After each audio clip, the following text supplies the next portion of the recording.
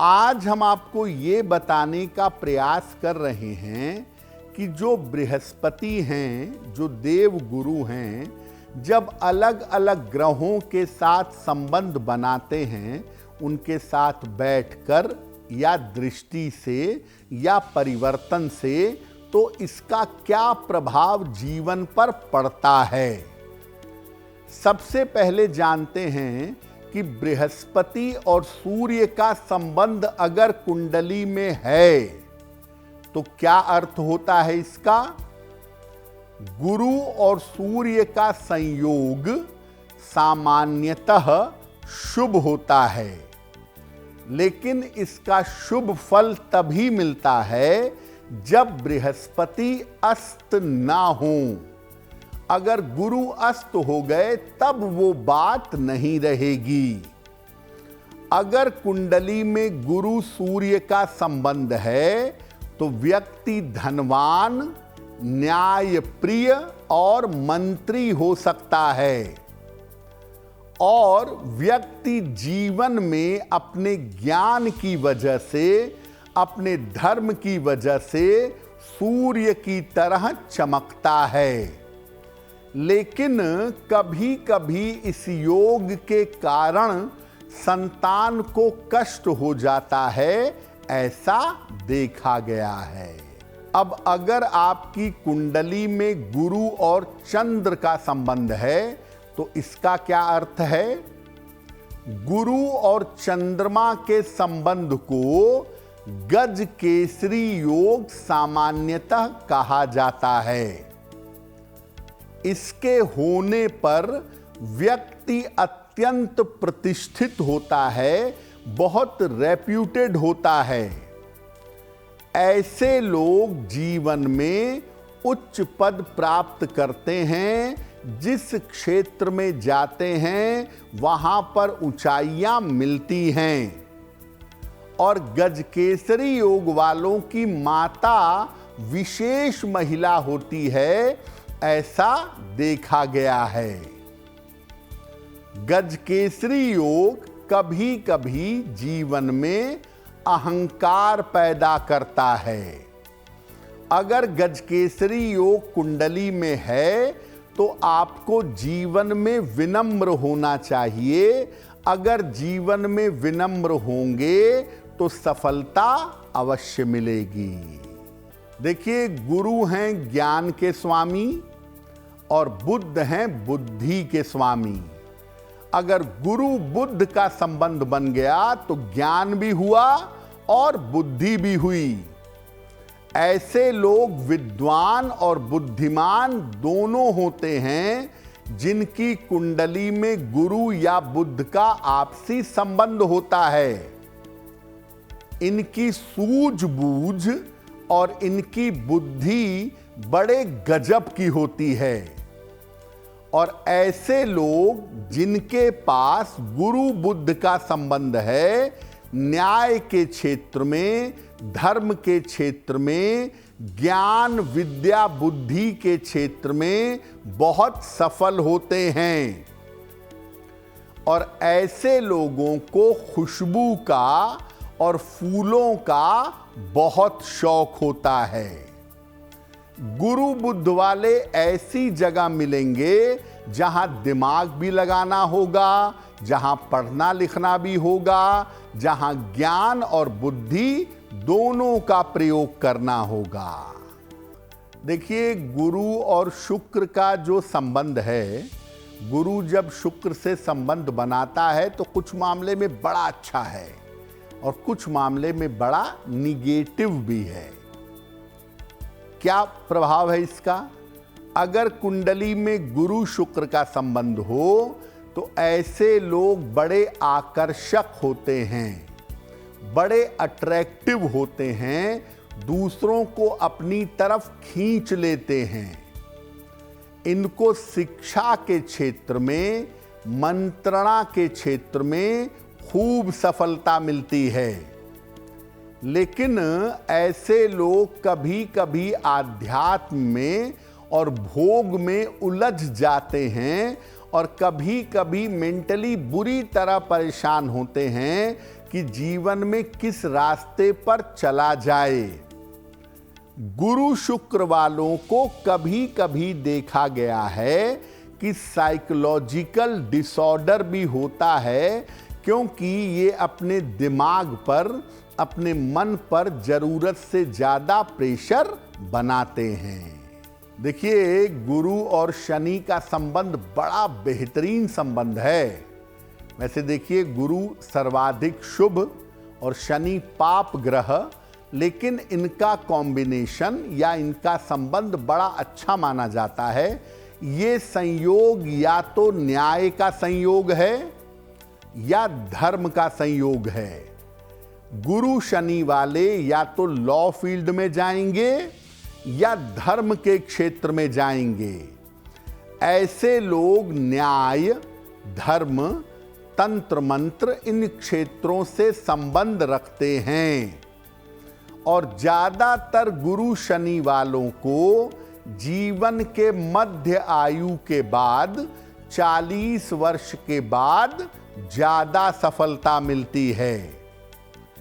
जिनकी कुंडली में गुरु शनि का संबंध हो, उनके अंदर अंतर ज्ञान की क्षमता, इंट्यूशन पावर भी काफी होता है।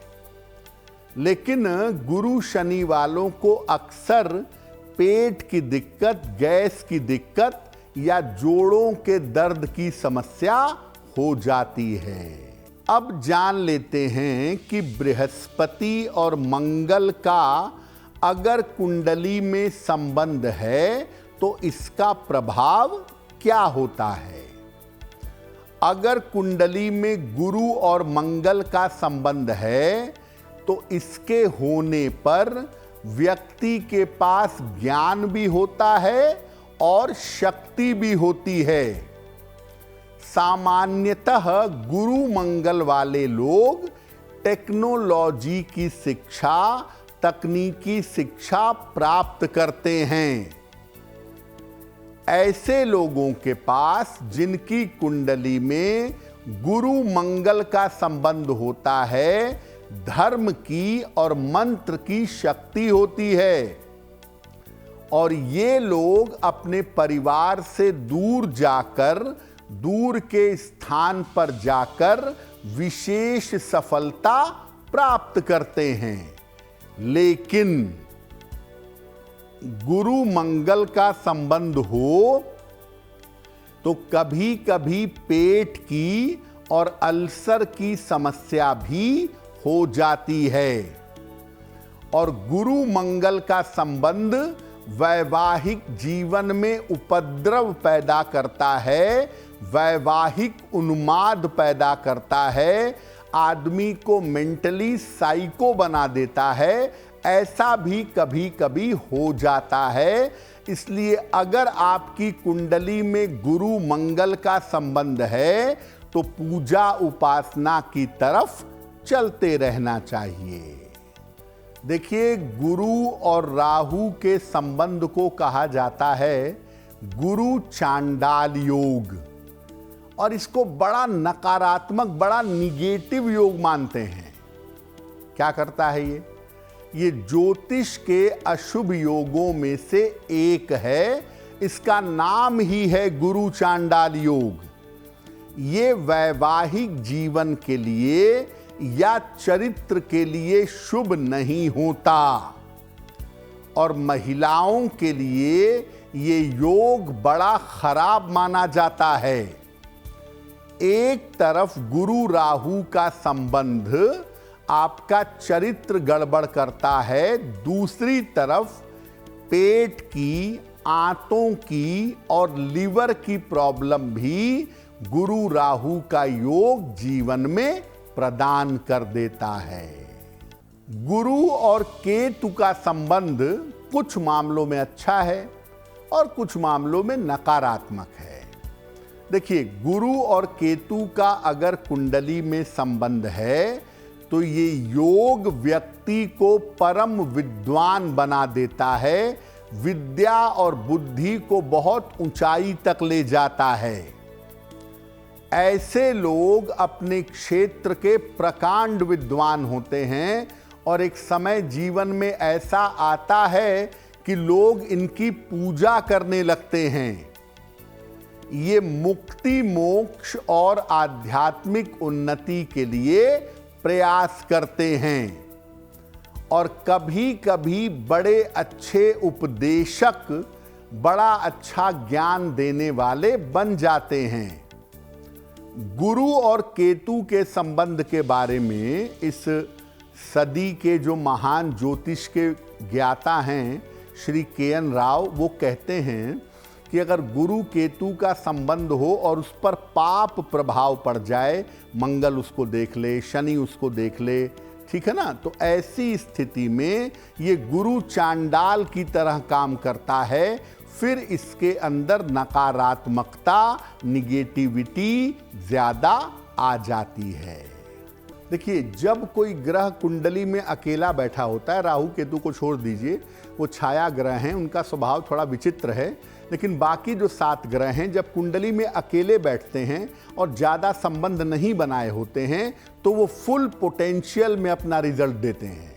अगर गुरु कुंडली में अकेला बैठा हुआ है और किसी ग्रह को प्रभावित नहीं कर रहा है तो उसकी शुभता सर्वोत्तम स्थिति में होगी। जिस भाव को देखेगा, जिस भाव पर उसकी दृष्टि पड़ेगी, उस भाव को अत्यंत पवित्र और शुभ बना देगा। गुरु के जितने भी राजयोग हैं वो बहुत ज्यादा प्रभावशाली हो जाते हैं अगर बृहस्पति कुंडली में अकेले बैठे हों। जैसे गजकेसरी योग गुरु चंद्रमा से बनता है, अब उसमें अगर गुरु अकेले बैठ जाएं और चंद्रमा से संबंध बने तो वो बहुत प्रभावशाली होता है। या हंस योग है, बृहस्पति केंद्र में बैठे हों, कर्क में हो, मीन में हो, धनु में हो, तो हंस योग बनता है। अगर उसमें बृहस्पति अकेले बैठे हों उस हंस योग में तो उसके प्रभाव बहुत ही जबरदस्त होंगे। तो ये बात आप समझिए कि किसी भी ग्रह का अकेले बैठना उसके पोटेंशियल को फुल कर देता है, वो अपना पूरा गुण दिखाता है। क्योंकि जब कोई ग्रह किसी से संबंध बनाता है तो उस ग्रह के अंदर दूसरे ग्रह के गुण भी आ जाते हैं, उसके पूरे गुण बाहर नहीं आ पाते। अगर आप मुझसे जुड़ करके अपनी समस्याओं का समाधान चाहते हैं और चाहते हैं कि आपकी समस्याओं को ज्योतिष के माध्यम से सुलझाया जाए तो आप हमसे संपर्क कर सकते हैं, जुड़ सकते हैं एस्ट्रो तक पर।